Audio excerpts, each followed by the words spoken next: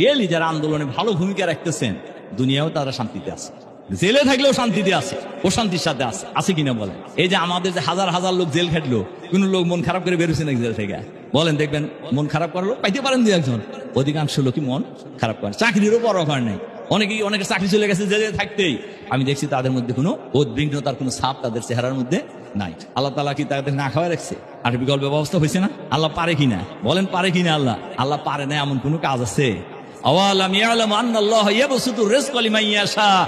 আল্লাহ তাআলা পরিষ্কার ভাবে বলে দিয়েছেন, আওয়ালাম ইয়ালাম আন্নাল্লাহ ইয়াবসুতুর রিজকা লিমান ইয়াশা ওয়া ইয়াকদির।